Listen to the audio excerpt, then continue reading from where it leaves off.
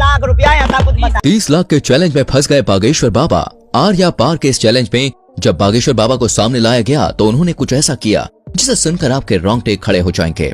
आसाराम बापू से लेकर निर्मल बाबा तक हमारे देश ने एक से बढ़कर एक साधु बाबाओं को देखा है, लेकिन इस वक्त हर जुबान पर सिर्फ एक ही नाम है और वो है बागेश्वर बाबा का, यानी कि धीरेन्द्र कृष्ण शास्त्री का। एक ऐसा 26 साल का नौजवान जो देखने में किसी फिल्मी हीरो की तरह लगता है, लेकिन उनके कारनामे और बोलने का अंदाज बड़े बड़ों को चक्का में डाल देता है। पर फिलहाल तो दोस्तों बागेश्वर बाबा खुद चक्कर खा रहे हैं और पुलिस इनके पीछे पड़ी है।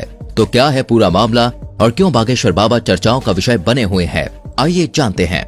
दोस्तों ये बात तो जगजाहिर है कि बागेश्वर बाबा जो लोगों की मन की बात जानकर उनकी समस्याओं का हल कर देते हैं और उसे पर्चे में लिख देते हैं, इसके चलते वो काफी ज्यादा ट्रेंड पर चल रहे हैं। इनकी वीडियोस हर रोज वायरल होती है और लोग इन्हें सुनना देखना पसंद करते हैं। लेकिन वो कहते हैं ना, मीठा ज्यादा हो तो चींटियां लगने ही लगती हैं, और ऐसा ही कुछ हाल बागेश्वर बाबा के साथ भी है। तभी तो अलग अलग क्षेत्रों से लोग इन्हें बदनाम करने के लिए सामने आ रहे हैं कि क्या ये बाबा लोग वास्तविक हैं? कुछ इन्हें खुला चैलेंज कर रहे हैं तो कुछ इनकी विद्या पर शक कर रहे हैं, फर्जी हैं, धोखेबाज हैं। अभी एक टीवी शो के दौरान माइंड रीड करने वाली सुहानी ने कहा कि धीरेन्द्र शास्त्री अगर हमारी तरह दिमाग पढ़ते हैं तो इसमें कोई बुराई नहीं है, लेकिन इस कला को भगवान की कृपा कहकर लोगों के बीच अंधविश्वास फैलाना ये बहुत गलत है। और बात यहीं पे खत्म नहीं होती है। महाराष्ट्र में अपने एक कार्यक्रम के दौरान जब धीरेन्द्र शास्त्री नागपुर पहुंचे तो वहां की कमेटी ने इनके ऊपर अंधविश्वास फैलाने का आरोप लगाया और खुलेआम ये चैलेंज किया कि आप जो जादू और चमत्कार लोगों के सामने अपने धाम में दिखाते हैं, वही चमत्कार आप हमारे सामने दिखाइए। अगर आप सही हुए तो आपको हम 30 लाख रुपए देंगे।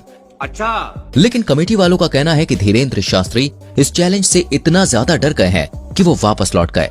इसके बाद महाराष्ट्र की उस कमेटी के श्याम मानव ने धीरेन्द्र शास्त्री के खिलाफ पुलिस कार्रवाई की मांग की और कहा कि पुलिस अगर कार्रवाई नहीं करेगी तो वो लोग आंदोलन करेंगे, क्योंकि महाराष्ट्र के कानून में अंधविश्वास फैलाना बहुत ही बड़ा जुर्म माना जाता है, जिसके तहत धीरेन्द्र शास्त्री को गिरफ्तार किया जाना चाहिए। धीरे धीरे महाराष्ट्र के नागपुर से निकली ये बात पूरे भारत में फैल गई, जिसके बारे में कई सारे लोग धीरेन्द्र शास्त्री से सवाल जवाब करने लगे, जिसके जवाब में बागेश्वर धाम सरकार ने कहा है हम बीच में कथा छोड़कर भागे, ये बोलना बंद कर दें। लेकिन लोग विश्वास क्यों करेंगे? भारत में साधु महात्माओं की इज्जत का ऐसा फालूदा हुआ है कि चाहकर भी धीरेन्द्र शास्त्री पर विश्वास नहीं कर पा रहा था कोई। बड़ी बड़ी मीडिया कंपनी लगातार उनके चमत्कारों पर सवाल उठा रही थी और इन्हीं सारी चीजों से तंग आकर एक दिन बागेश्वर धाम सरकार ने सभी को अपने दरबार में बुलाया और कहा कि मैं नहीं बताऊंगा कि किसकी अर्जी लगी है, आप लोग खुद अपने लोगों को खड़ा करिएगा और मैं उनकी परेशानियां और उनके मन की बात पहले से ही कागज पर लिख दूंगा और आप जिसको बहन जी लेकर आएंगे उसी का पर्चा ये निकलेगा। और जब ये चीज हुई तो हर कोई देखता रह गया, क्योंकि बागेश्वर धाम सरकार ने वाकई में सारी सच्चाई पहले से ही लिख रखी थी। बिल्कुल सही है, बिल्कुल सही। किसी को यहाँ बताया था? नहीं, मैंने। ये सब कुछ देखने के बाद लोगों की बोलती बंद हो गई, लेकिन बागेश्वर धाम सरकार के ऊपर उठने वाले सवालों का सिलसिला अभी खत्म नहीं हुआ। इनकी कही हर एक बात को लोग विवाद बनाकर खड़ा कर देते हैं और ये बात सच भी है। आज बागेश्वर धाम सरकार इतना बड़ा नाम बन चुका है कि जो कोई भी इनका नाम लेता है वो खुद ही फेमस हो जाता है। बड़े बड़े न्यूज चैनल घंटों केवल इन्हीं के बारे में बात करते हैं और लोग बड़े मजे से सुनना देखना पसंद करते हैं। अभी कुछ समय पहले जब बागेश्वर धाम सरकार ने बुलडोजर चलवाने की बात कही थी, तब भी काफी ज्यादा कंट्रोवर्सीज खड़ी हुई थी, जिसके बारे में एक इंटरव्यू में जब धीरेन्द्र शास्त्री से पूछा गया तो उन्होंने बड़े साफ शब्दों में कहा कि धर्म और ईश्वर उनके माता पिता के समान है और अगर कोई उनके माता पिता पर पत्थर मारेगा तो वो भी शांत नहीं रहेंगे। धीरेन्द्र शास्त्री की इन बातों से साफ जाहिर होता है कि वो लोगों के सामने किसी फिल्टर के साथ नहीं आते हैं, बल्कि जो अंदर से है वो बाहर से भी दिखाते हैं। तभी तो ये आए दिन विवादों में घिरे रहते हैं और कुछ लोग तो ये सोच कर ही हैरान है कि आखिर एक 26 साल का नौजवान शख्स इतना ज्यादा लोकप्रिय कैसे हो गया, कैसे करोड़ों लोग आज उसके भक्त हैं और उसके धाम पर लोगों की लंबी लाइन लगी रहती है। तो दोस्तों इसका सीधा सा जवाब है ईश्वर की कृपा। जी हाँ, वो कहते हैं ना, ऊपर वाला अगर किसी पर मेहरबान हो जाए तो मिट्टी भी सोने में बदल जाती है। और धीरेन्द्र शास्त्री तो खुद को बालाजी महाराज यानी कि हनुमान जी का सबसे बड़ा भक्त कहते हैं। मध्य प्रदेश के छोटे से गांव में जन्म लेने वाले धीरेन्द्र शास्त्री के दादाजी भी पूजा पाठ का काम करते थे और बागेश्वर धाम लगाते थे, लेकिन इनके दादाजी उतनी प्रसिद्धि प्राप्त नहीं कर पाए जितनी आज धीरेन्द्र शास्त्री ने कर रखी है। इनके पास कुछ ऐसी शक्तियां हैं जिनकी मदद से आज ये सामने मौजूद व्यक्ति के बिना बताए ही उनकी परेशानियों को समझ जाते हैं और उसे पर्चे में लिख देते हैं। बागेश्वर बाबा ये तक समझ जाते हैं कि सामने वाला सच कह रहा है या फिर नहीं। उनके द्वारा पर्चे में लिखा गया एक एक शब्द 100% सत्य होता है, जिसका सबसे बड़ा प्रमाण यह है कि आज तक इन्हें कोई भी झूठा साबित नहीं कर पाया है। मीडिया से लेकर पुलिस वालों तक लोगों ने इनके खिलाफ खूब बातें की, लेकिन उन बातों को साबित करने की हिम्मत आज तक किसी में नहीं हुई। असल में होता यह है कि जिस किसी भी शख्स की अर्जी को बालाजी सरकार स्वीकार कर लेते हैं, उस व्यक्ति को या तो उसके परिवार के किसी भी व्यक्ति को लगातार 2 दिन सपने में बंदर नजर आते हैं। और ये कोई कही सुनी बात नहीं है दोस्तों, बल्कि जितने भी लोग अर्जी लगाने आते हैं उन्होंने खुद इस बात को स्वीकार किया है। लेकिन अब मीडिया वाले कहाँ लोग कि भाई बात मानेंगे, उन्हें तो हर चीज का सबूत चाहिए होता है। इसलिए कई सारे मीडिया हाउस वाले बागेश्वर बाबा के दरबार में भक्त बनकर भीड़ में इकट्ठा हो जाते हैं, ताकि देख सकें कि धाम के अंदर असल में होता क्या है। लेकिन चमत्कार देखिए, जब मीडिया वाले दरबार में आए तब बाबा उन्हें पहचान लेते हैं और उनकी पोल सभी के सामने खोल कर रख देते हैं।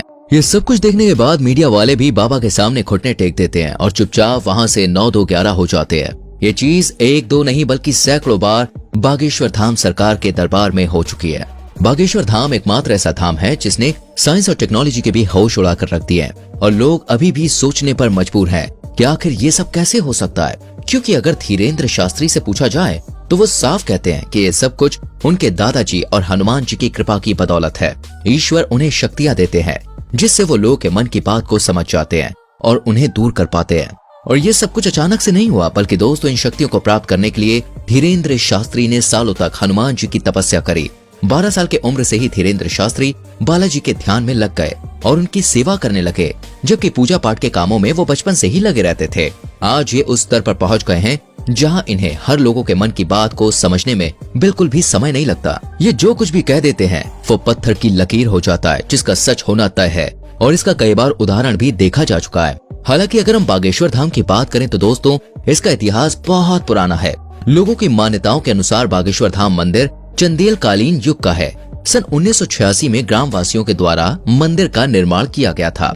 उसी दौरान ग्राम गढ़ा में बाबा सेतु लालगढ़ चित्रकूट से दीक्षा लेकर अपने गांव के प्राचीन कालीन मंदिर पहुंचे। पहले तो इन्होंने राम कथा करी और फिर ये झाड़ फूक का भी काम करने लगे। लोगों के अंदर मौजूद बुरी शक्तियों को अपनी एक फटकार से ये भगा दिया करते। लोगों का कहना है कि जो कोई भी भूत प्रेत की शिकायत लेकर उनके दरबार में जाता था वो हमेशा हमेशा के लिए ठीक हो जाता था, और इसी वजह से बागेश्वर धाम लोकप्रिय होता चला गया। और आज बागेश्वर धाम के प्रमुख कथावाचक धीरेन्द्र कृष्ण गर्ग, जो बहुत लंबे समय से झाड़ फूक और कथाएं कर रहे हैं, अब सोशल मीडिया के दौर में इनकी लोकप्रियता बहुत बढ़ रही है। तभी तो लोग इन्हें बागेश्वर महाराज के साथ साथ चमत्कारी महाराज के नाम से भी जानते हैं।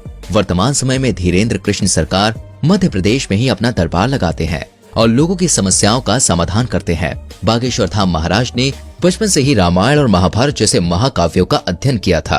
अपने दादाजी के साथ पूजा पाठ करने के अलावा इन्होंने वृंदावन में भी काफी लंबा समय गुजारा है। साथ ही साथ उन्होंने अपनी प्रारंभिक पढ़ाई को भी पूरा किया है। इनका कथा बोलने का अंदाज काफी ज्यादा निराला है, जिसे सुनकर लोगों की आंखों से आंसू निकल आते हैं। लेकिन हर मंगलवार को लगने वाला दिव्य दरबार सबसे ज्यादा प्रसिद्ध है। बाकी आपका इनके बारे में क्या विचार है, कमेंट में हमें जरूर बताएं।